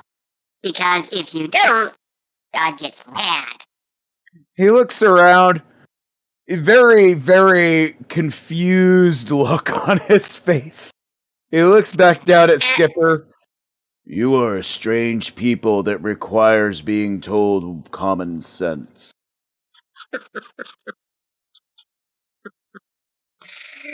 I'm just waiting for everyone else. Oh, sorry, I was the tardigrade grid voice on. Just waiting for everyone else because everyone's typing in chat. Oh God, no! Oh God! You gotta know. You gotta. So you don't be mean. You don't take people's monies. You just you be nice. You help What? and help other people. What is monies?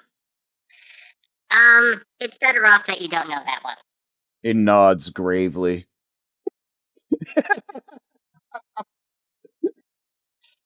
Are you going to kill me? Probably not. Why did you come here? Our friend who came in the pee-pee tube, he got lost and we're just coming to get him back. God, I hate this. He just he just nods again and says, "Could you maybe not come back?" That would be preferred, yes. He nods and says, "Are we gonna have to walk down? My hips aren't as good as they used to be." Oh, we can go back. Just close your eyes because sometimes, there's things you see with more teeth. And with that, Skipper takes the large one's hand. There's a cute moment of them sort of silhouetted on the mountaintop, and then she spore jumps him back down from the mountaintop. So, back at the shuttle, what is everybody doing when Skipper has absconded with what appeared to be the leader of these people? Car just says fuck it and goes over to the tube and turns it into a crater with the shuttle's weapons. Did you guys save any alcohol? I Give have a me lot of hoping to do. Torog pulls a bottle of venom out of his coat and says, "Here, have at it." give me a what would this be? Give me a daring. I guess con. Give me a daring con roll. And just because. Screw it, you already rolled. I was going to increase the complication range, but it wouldn't have mattered. I was about to say the highest one is 14, so. Okay, so you obliterate the torpedo tube. Fortunately, none of the denizens of this planetoid were standing close enough to be in any jeopardy. But between the sudden disappearance of what appeared to be their leader and then this sudden explosion, they all just kind of take this one brief moment to look at the shuttle and then all go running away. I would say screaming, but they're growling. I'm going to save off on drinking this until I know Graves is going to want to say something. So drunk after. So about a minute later, Skipper and the elder, where do they reappear? Where does Skipper spore jump to? In the center of that crater. Oh God! Yes, that. There is much smoke. The creature looks around, looks at the shuttle, looks at Skipper, still holding her hand. He lets go. He squats, doesn't squat down. He drops down to all fours and leans in real close to Skipper and says, "Remember that part where I asked if you could never come back?" He looks at the crater, looks back at Skipper and says, "Please, do not come back." And he gets up and he goes running off into the woods. Skipper nods and just waddles back to the shuttle. Kara swoops down after being convinced by Stanley and Eli to let Skipper back in. By the way, throughout all this, What? Do we have to? throughout all this, Stanley Yeah, looks we like have he's to. practically in tears. Laughing or crying? Not from laughing. Not Oh. from laughing. He's just like, what is going on? You just hear him muttering over and over again, I didn't sign up for this. Yeah.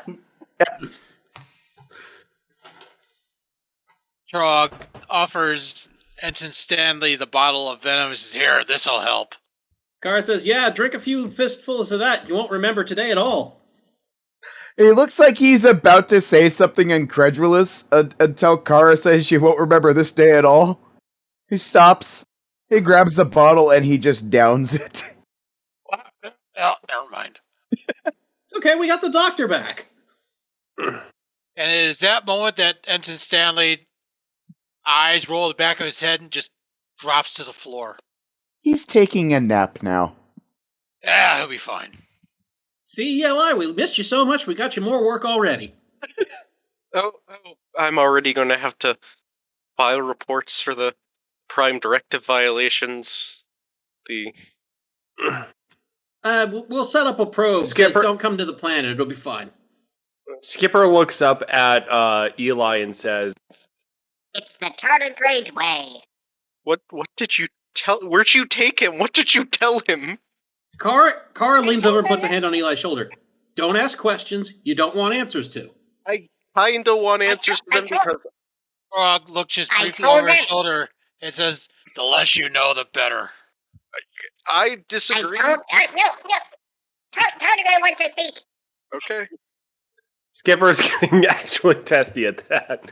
But Skipper says, I told them to don't be mean. That's what we gotta say. When we find people like this, we tell them don't be mean. Anything else? I didn't tell them about money. You didn't tell them about money. Okay. I did not tell them about money. That would have been complicated. I kind of know what money is. You put it, you don't put it in your mouth, right? I mean, theoretically you can, but why would you? Nothing's stopping you from it. Circle. Yeah, it's a circle. Some money is a circle. Some money is square. Some is an octagon. I learned about octagons. Car is taking this time while Skipper is distracted with Eli to keep flying the shuttle back towards the Reliant. All right. So as the shuttle approaches the Reliant, She drops cloak. two things happen. A, there is a hailing frequency on the bridge, and Whately immediately messages Graves and says, "Sir, you may want to take this one as a ship exits warp in the A system." Federation ship? It is indeed a Federation ship. It is the it is the Archon class USS Providence. The Reliant is being hailed by Captain Carter of Starfleet Intelligence. Graves just sort of takes a seat and just says, "Oh, yay." All right. Main view screen. View screen activates. You see a very how'd you describe Carter? He's a very he's got kind of a Will Riker kind of look, but more of like a New England as opposed to like California. And he's wearing Starfleet uniform, captain's pips. He's got the Starfleet Intelligence purple division color on. He says, Captain Graves, it's good to see you. I've heard a lot about you and read a lot of your reports. What brings you out to our neck of the woods?" It's a very long story that I'm still trying to get to the bottom of. "I see. Do you need any assistance?" Not at present, but based on the way the day's gone, I wouldn't mind a little bit of support until we get our crew back on board. "Understood. 5x5, Captain. We'll be here. Just let us know." All right, thank you much. You are aware there is a Klingon shuttle decloaking and approaching your shuttle bay, correct? Yeah, that's a transfer security officer shuttle, Ensign Chorog, with the away team who's gone to reclaim one of my officers, who we thought was dead. All of a sudden, breaking into the hail is Kara's voice. "Honey, I'm home!" Carter quirks an That's one of my eyebrow. officers. Carter quirks an eyebrow and says, "Sounds like you've had a day. I'll leave you to it. Let us know if you need any assistance." Thank you much. Good to know someone's out here. He nods and the view screen cuts out. Kara Junrani, raising Graves' blood pressure since they've first met. Yep. You almost made me choke on my water when you said that. And Frog pipes in, "You may want to have some kind of isolation cell for Skipper here. He smells like piss." Oh yeah. Kara does hail the ship again. I was like, we need a hazmat team here. Jesus. All right. Send one down. I also want.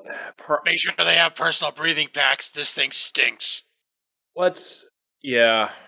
So I want Eli to report to sickbay. I want Ged to have a look at. Ged to have a look at him. Chorg and Kara, I want you to report to Bryce to write out a full report while they're cleaning Skipper off. All right? I hope they have a strong constitution. We'll leave it unlocked for you. Once you close the door and lock it back up, don't touch the door. All right. Reliant out. Well, bring us in. Car lands the shuttle and sets everything down and opens it up and stumbles out going, "Oh, God, fresh air." Trog walks over to the nearest replicator, punches in the button as it produces one of the pine tree-shaped car air fresheners, and he just chucks it into the shuttle. Yes, because that will make a dent. "I don't think that's going to cut it," Kara says, laughing. Couldn't hurt. Eli stumbles out. I know Graves said sick bay, but I'm just going to go to my room. Yeah, you better get a shower. You stink like pee, too. Well, I didn't touch that shit. So, I think that's from being around it, so in turn, you too need a shower. I think we all could do with showers. Oh, no. Graves insisted we report to Bryce right away. Didn't he, Chorog? Yes, he did. We're going to report to Bryce right away. Well, She taps her comm badge and gets a medic team down for Stanley, who's still passed out, and then with a grin at Chorog, takes her fragrant self over to Bryce. Eli's leaving before the medical team gets there. He's going to his quarters. Be sure to scrub between your ears. You too. Kara is still pretty drunk, just loses it. Come on, we gotta go embrace Bryce. Oh yeah, you always gotta hug the security team. All right. I'm sorry, I'm tired over here. Like a few minutes later, there's just a scream heard throughout the ship. What the silicon hell? Dear God, what is that smell? Bryce is just like, I am so glad that I can disable my olfactory sensors. All right, so Kara and Chorog report to Bryce and begin filing their report of what happened. Bryce is very, very interested in this species that you have encountered. The Where rest of is security is very interested in closing all the vents to that room. where is Skipper going? What is Skipper doing? Skipper is being decontaminated by the engineering team and the science team and the security team just as a precaution. And the maintenance team. Oh my god. And Oakley is the one that's having to like go in there and actually like go into the secure vessel that they've erected around Skipper and like apply the special shampoo. And her little blue tardigrade fur is just she's just loving it. Like the scene from E.T. I like that somehow, even though Oakley is not configured to have a sense of smell, he can still smell it. Oakley's got sensors. And they are offended. Angry beep, disgusted beep, yes. So after Dr. O'Connor has been in his quarters for maybe 5 minutes, 10 minutes, there's a chime at his door. When there's no response, it beeps again. He just More remains. aggressively. He just remains silent, hoping it passes him by as he's taking his jacket off. It is now going beep beep beep beep beep beep beep beep beep beep beep beep. I You make can- a roll to try to just withstand the beeping, like Uh, mentally just tune it out. Let's make it a reason and command. Spend all your threat. I am going to. How much threat do I have? It's 2 for each player, so 2, 4, 6. I think you used 8, one on me already, though. 10. Oh, that's right, I did. 12. So I used 1, so that'd be 11. My thing is 15. I'm just gonna make this easier, so I don't have 15 on 11. Fuck. 2 I hate it. complications. Let's see. So this goes on for about maybe 5 or 10 minutes. First complication. You then vaguely through the door hear Ged say, I will get a security team. Okay, fine, open the door. The second complication, when you open the door, Ged barges in. He's got 2 bottles of Romulan ale in his hand. He says, this one's for you. I'm glad you're back. Finally need somebody that makes me look competent around here. Now sit down and tell me what the fuck happened. I was just about to take a shower. Wait till the smell hits your nose. You got a new perfume? I like that. Oh, You should give me that. Ask Skipper. Skipper knows where to get it. Now, remember that. So, thought I was getting a promotion here. What the hell? Nope, I'm alive, apparently. Keep it up, tall boy. We can fix that. Stop making me laugh so hard when I'm taking a drink of water. Read what Grace put in the text chat. For You're the For one our deciding to listeners. drink water. You could just wait. for our listeners, what I've typed in chat is Skipper's reply to Ged trying to figure out where he got or she got this perfume. PP tube crater. Skipper is not helpful. So, Ged finally gets around. They're probably about halfway through the bottle of Romulan ale. He says, "So, what was it like being dead anyway?" Substantially more difficult than being alive. I had to fight. Um, I had I had somebody trying to buy my soul. I think I don't know. He's just I'm he's sure I got didn't sell it to him because I'm still here. he's got one eyebrow that's just like permanently arched at this point, just like duly noted. Don't die. Got it. Pretty sure I didn't sell my soul. I'm like 100% sure. He pulls out a medical tricorder. I probably should have done this earlier, but now I know what I'm scanning for. Do we have Taps a a few soul buttons. scanning? Can Taps we a few scan buttons. souls? He does a scan. He says, "Huh, that's interesting." Is this going to become a ginger joke? Oh, you have no soul. Oh God, I wasn't even thinking that. Oh my God. He says, that's interesting. Everything looks exactly the way it's supposed to. He looks at Eli. What'd you do? I didn't do anything. Yeah, bullshit. All right, whatever. He gets up, downs the last of his Romulan ale. Says, Eli hasn't even touched his. "Yeah, you enjoy that. Report to sickbay when you're ready. I'll give the captain the all clear for you. Just do me a favor. Next time, if you're gonna die, stay dead. I was looking on getting that new office, you bastard." And he walks out. He's just fucking with me. I know he's just fucking with you, but it still kind of hurts. It's Ged. What did you expect? I mean, it's the Tellarite. We have proven that Ged is a particularly feisty Tellarite. That means Oh, I'm. wait. Can I have one thing waiting for Eli in his quarters? Sure. What's up? So he's got a message on his comm terminal. Oh It's boy, a text message. time to check it. It's from Lieutenant Tardigrade. All And right. John has sent you the message. Today you will not die. And that's the message. I mean, technically correct. I mean, he's been hanging out with Klingons. Shouldn't it be today is not a good day to die? I guess today's a good day for someone else to die. I mean, R.I.P. casket.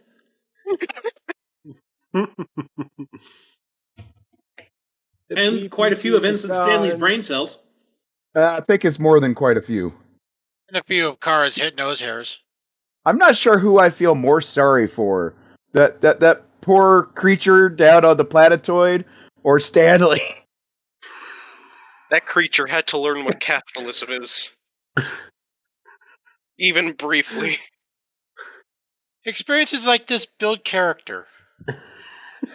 Alright. So, after all the reports have been filed, Graves gets a thing from Ged saying that Eli is cleared for duty. Though it might be a good idea to have him have some sessions with the chaplain. And now the only problem is how to handle the fact that the doctor is back, and in the process of getting him, multiple Prime Directive violations occurred. So Graves is going to summon Kara, Junrani, and Chorog once they have been decontaminated and smell acceptable to his ready room. Kara steps in and, for once, actually manages to appear respectful and gives a salute. Buck follows suit and gives the traditional Klingon salute. Graves has a data pad in front of him, and he sets that aside and just looks at the two. Oh, real quick, before we get into this, because this will be pertinent and relevant, when Kara and Chorog did their reports, were they truthful in their reports? I guess ultimately is the question. I mean, Kara's truthful. The way she's going to figure it and the way she writes it up, it's none of their fault. They launched this thing which should never have landed on an inhabited planet towards a planet that turned out to be inhabited. This is an oversight on astrometrics and scouting's, point. Chorog's report follows that sentiment. Okay, so I just wanted to make sure that was Because I have a feeling I know what Duncan's going to do here. So go ahead. I just wanted to make sure that was on the table. Oh, that's good, because I don't know what I'm going to do here. I mean, when pirates have a funeral, they launch a torpedo tube, but they also keep explosives in the casket and blow up the casket. Oh no. It's good we didn't do that. I mean, under the circumstances, it's good that it landed on a livable planet. It's bad that nobody checked that it was going to land on a livable planet, and that nobody checked especially that there was not a sentient species on that planet. So, Graves just says, is there anything you'd like to add to your reports? You have no idea how bad that smelled, sir. I mean, I've received reports from multiple decks on that, too. it smells like my mom's home cooking. That's great. So, as for everything that's happened, on the one hand, I do agree that we should not have fired the torpedo casket in an inhabited system. The fact that it was inhabited by sentient species is the fault of the, let's see here, USS North Star. Yeah. As for that mistake, though, it did ultimately save an officer's life, because otherwise, his casket would have just been in the vacuum of space. So, altogether, it's a fortunate outcome. The Prime Directive violation seems to have balanced out against the utter insanity of events. It's unlikely to propagate through their society. Kara, looking as innocent as possible, so how many times did Captain Picard and Captain Kirk break the Prime Directive, sir? I seem to recall that was a large number. That's a large number, but what I'm concerned about is something called the chain of command. Kara shrugs and she looks at him very seriously and says, "You were not responding to communications. Stanley had already I tried." was on the bridge! Wait, so chain of command, I take it you don't mean the chain you take and beat us with till we realize who's in command, right? Kara stifles no, a giggle. it's a figure of speech. What I mean is just the fact that you absconded with Stanley and Skipper as your rescue away team while drunk in Chorog's shuttle without informing, at the very least, whoever was on the bridge of those actions. To be fair, we didn't leave with Skipper. Skipper came along of her own accord. And to be fair, we didn't abscond with him, we borrowed him without permission. That's absconding. Semantics. So, my point, and we'll work out what's happening with the Prime Directive violations. Although, again, I think we are probably going to be in the clear on that point. Again, as everything seems to have turned out all right. I mean, who are they going to tell? Problem I see it. They want to forget us as much as we want to forget them. It seems that being annoying does help in these situations, which might actually inform Starfleet policy if one of these events, Starfleet training protocols, if these events happen again. Oh God, because you My see point, Skipper though- telling a class about it. So, my point, though, is just a unilateral rescue mission while drunk. Sir, I'm command staff. I took what I considered necessary action. You could have told at least one person where you were going. She is my commanding officer. I have to go where she tells me. Technically, at least 2 other people knew where we were going. 3 if you count Skipper. Rick, who's completely inebriated, Stanley, and Skipper. Yeah, we No, would have Chorog. taken. Yeah, we could have taken Rick, but he was too busy being passed out drunk. Yeah, we tried to tell him, but he didn't answer communications either. My point is that this mission should have at least had some oversight. Because if something bad happened down there, we had absolutely no idea what was happening. So that could have cost lives. And could have seriously made this a Prime Directive violation worthy of something like a court-martial. Things turned out well, but we do need to actually have some protocols for how we engage in away missions like that. Yeah, I agree. I think we've all learned a valuable lesson today about answering our communications devices when they ring. I was on the bridge, and even if I wasn't, you could have called the bridge.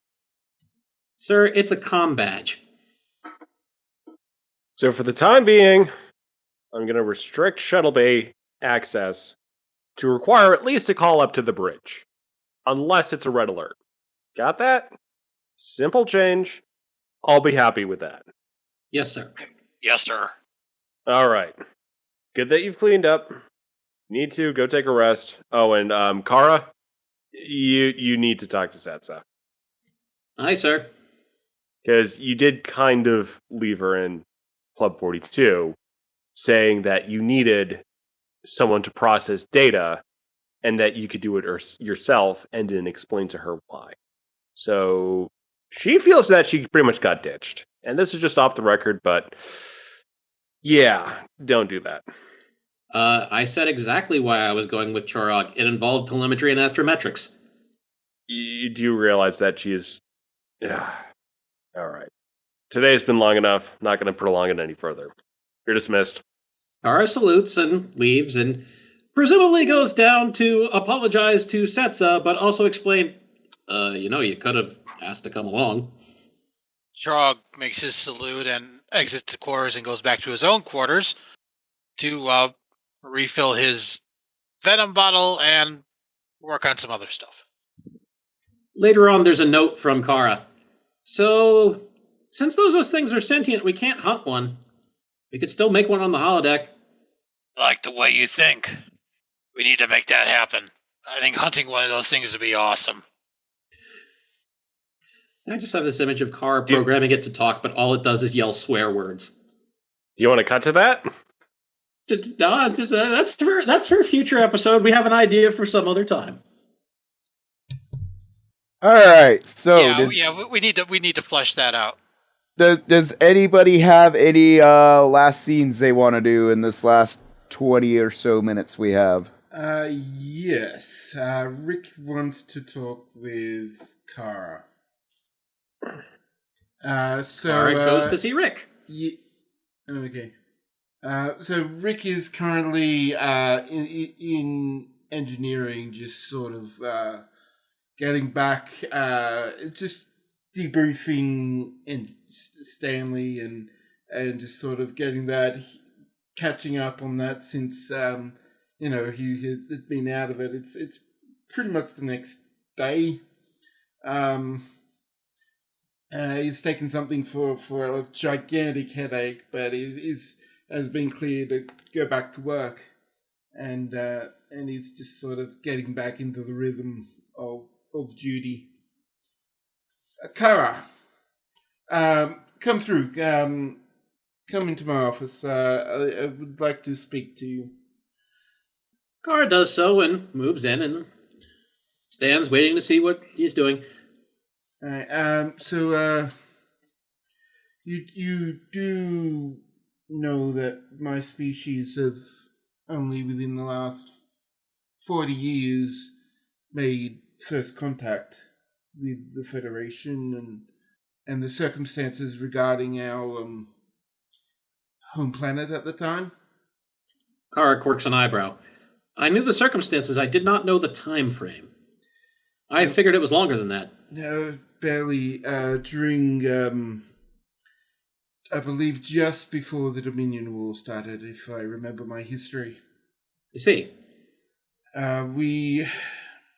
We have made a lot of progress, and honestly, we couldn't have done it without the Federation's help. But first contact and the Prime Directive is something that is, well, rather an complicated subject for our people. I'm sure you understand that just before first contact, our people was trying to get off well due to a major supernova that was about to destroy our system, kill everyone on our own planet. Kara nods. And without the assistance, without the support of the Federation, we would never been able to get up as many people off world as we did in the time that we had.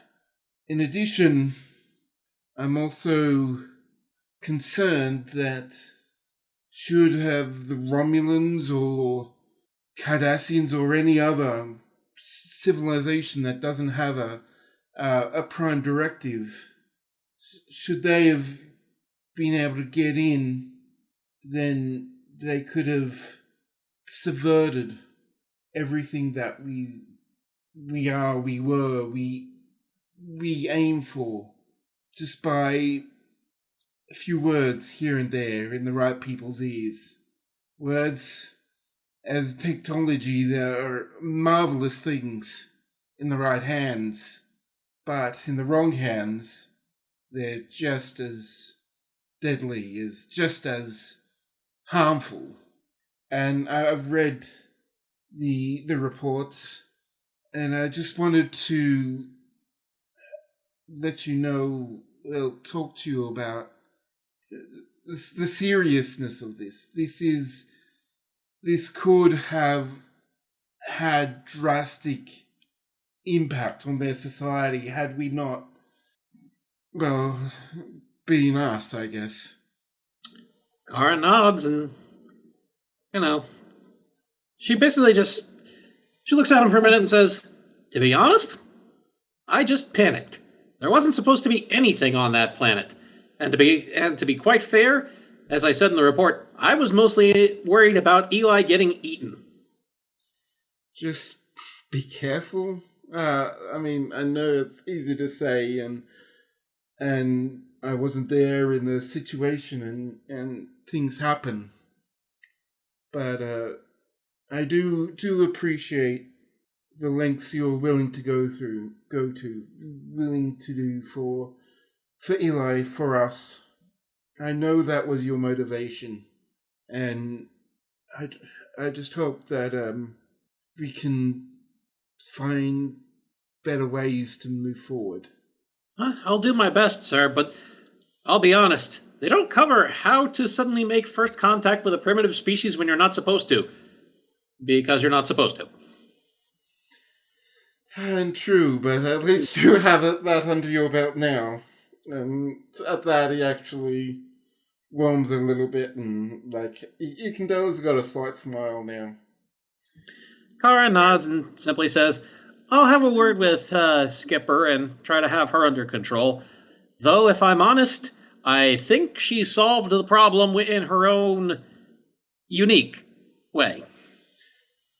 And that does seem to be the Reliance way. Thank you, Kara. You're welcome, Rick. Sorry about the hangover. That was completely my own doing.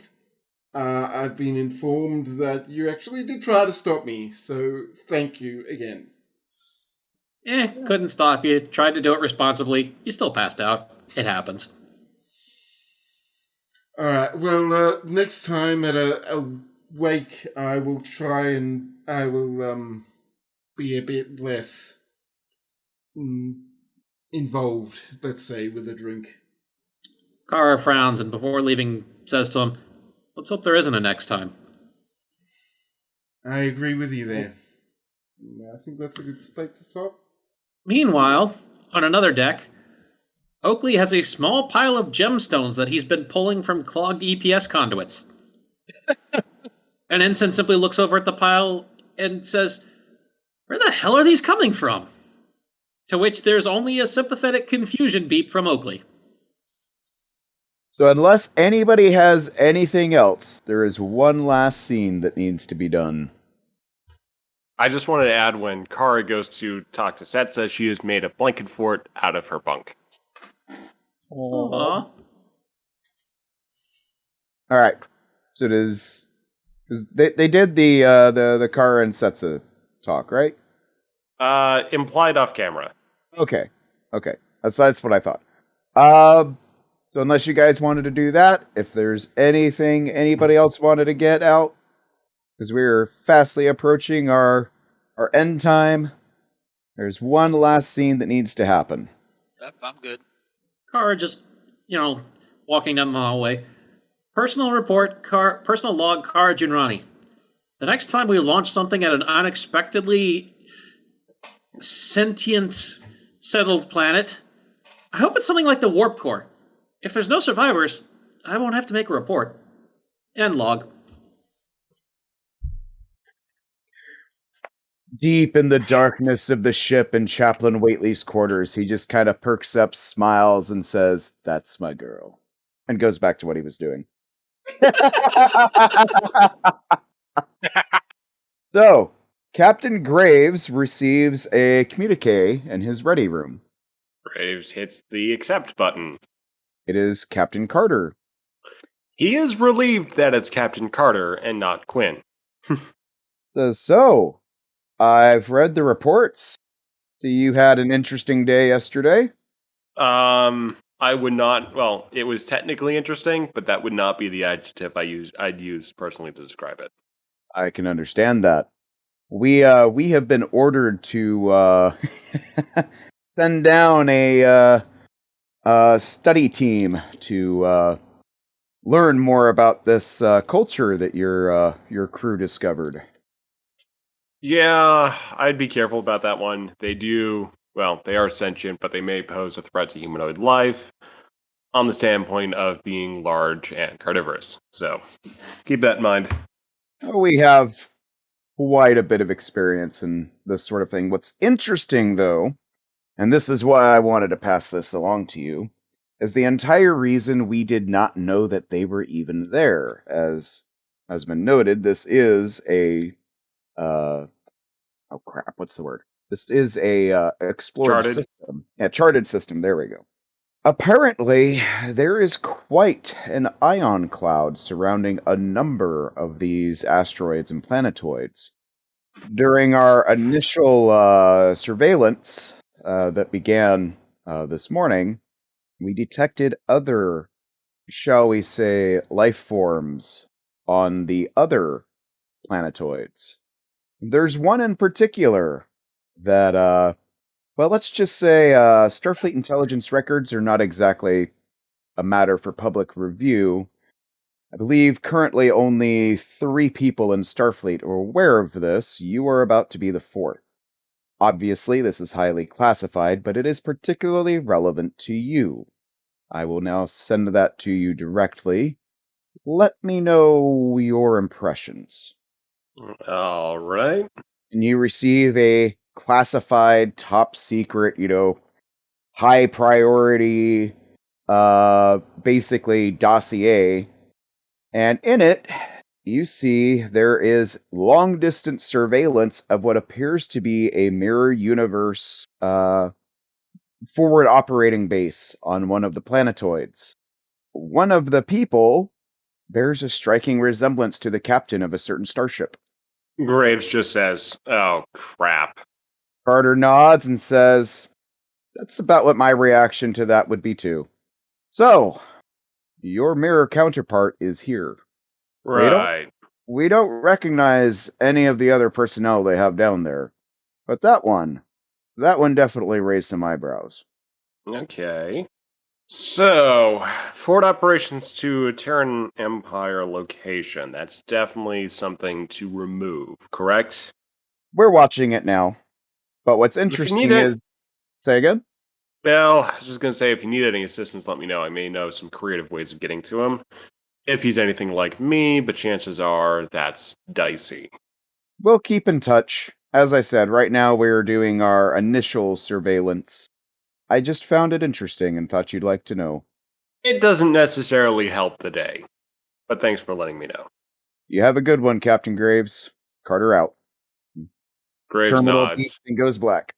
Graves nods and just flops back in his chair and just stares at the ceiling for a while. His terminal beeps. It's a reassignment Right. request from engineering. One Ensign Stanley? Oh no, that was going to come up in the next episode.